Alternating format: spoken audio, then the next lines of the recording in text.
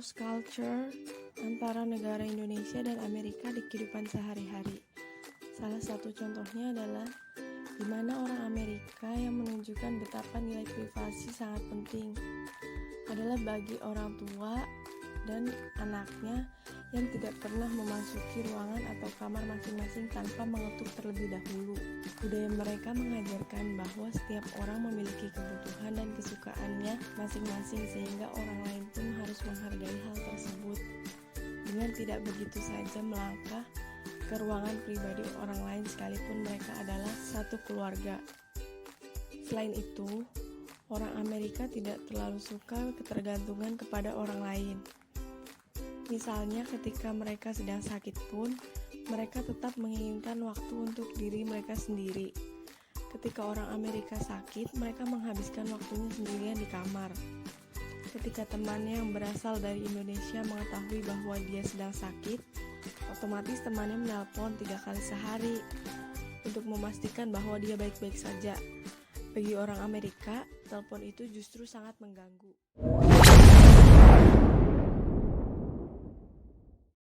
Komunikasi antara orang Indonesia dengan orang Italia mengenai masalah politik. Dalam budaya Italia, seseorang diajarkan untuk berbicara secara aktif, agresif, dan sangat mendominasi untuk menunjukkan level pendidikan mereka. Jika orang tersebut aktif dalam berkomunikasi, itu artinya mereka menguasai topik percakapan. Sementara untuk orang Indonesia, pada umumnya diajarkan untuk sebisa mungkin menghindari konflik verbal, terutama yang berkaitan dengan pandangan politik. Tipikal orang Italia yang selalu ingin terlibat aktif dalam sebuah diskusi tentunya merasa sangat tidak nyaman dan bahkan merasa marah ketika lawan bicaranya dianggap tidak tertarik dengan topik yang mereka bicarakan. Italia memiliki karakteristik suara yang keras, banyak rentetan kalimat yang meluncur, tipe percakapan langsung, serta banyak interupsi yang terjadi.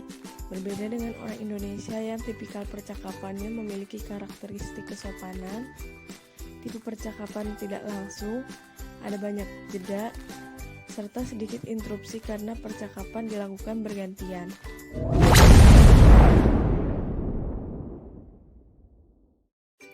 Dari cross culture yang pernah menjadi pengalaman saya saat di Bali adalah model komunikasi dari para pedagang lokal dengan para wisatawan asing adalah pedagang memulai komunikasi dengan bahasa nonverbal seperti melambaikan tangan, berjabat tangan, tersenyum, dan bertatapan mata.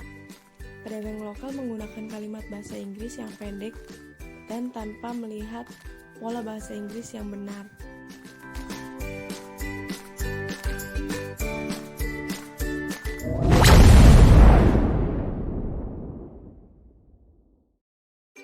Cross culture merupakan seseorang yang keluar dari zona nyaman budayanya. Banyak orang yang tidak suka keluar dari zona nyaman budayanya, sehingga mereka tidak suka dengan kedatangan budaya asing ke negerinya. Begitupun sebaliknya, banyak juga yang takut ke negeri asing karena takut keluar dari zona nyaman budayanya dan tidak siap untuk beradaptasi dengan budaya lainnya. Hai teman-teman, kalian sudah tidak asing lagi bukan ketika mendengar kata Jepang? Tepat, negeri bunga sakura, di mana bunga tersebut menjadi kebanggaan orang-orang di sana.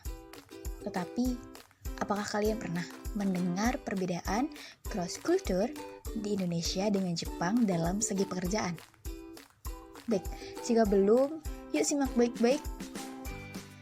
Pertama, dalam pengambilan keputusan, Jepang sangat memikirkan hal-hal secara mendetail, serta selalu menetapkan deadline dan timeline dengan tepat dan jelas.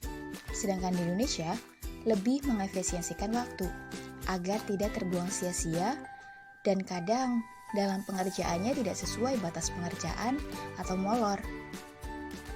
Kedua, di Jepang, nilai kedisiplinan sangat dijunjung tinggi. Sedangkan di Indonesia, nilai kedisiplinan masih dipertanyakan sebab masih banyak pekerja yang terlambat baik datang ke kantor maupun dalam pengerjaan deadline. Ketiga, pada saat jam kerja, Di Jepang jarang ada yang mengkorupsi waktu dengan bermain handphone ataupun mengonsumsi sesuatu sebelum jam istirahat. Tetapi di Indonesia, pada saat jam kerja, banyak karyawan yang menggunakan handphone atau tidur baik secara sembunyi-sembunyi maupun terang-terangan. Keempat, orang Jepang sangat mematuhi peraturan perusahaan dan sangat menjaga nama baik perusahaan. Sedangkan di Indonesia, mematuhi peraturan hanyalah sebuah formalitas. Kelima, orang Jepang sangat bekerja keras dan biasanya pekerjaan yang tengah dikerjakan di kantor tidak boleh dibawa pulang demi menjaga kerahasiaan perusahaan. Sedangkan orang Indonesia bekerja sewajarnya. Biasanya pekerjaan yang belum selesai cenderung dikerjakan di rumah agar esok hari bisa memulai pekerjaan yang lain.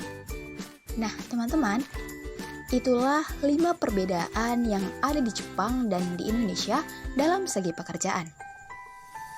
Dan pada dasarnya, cross culture itu baik, karena kita sebagai manusia dituntut untuk dapat beradaptasi dengan berbagai kondisi ke depan, termasuk masuknya budaya asing ke negeri kita, serta kita juga harus mampu memperkenalkan budaya kita ke negeri asing di luar sana.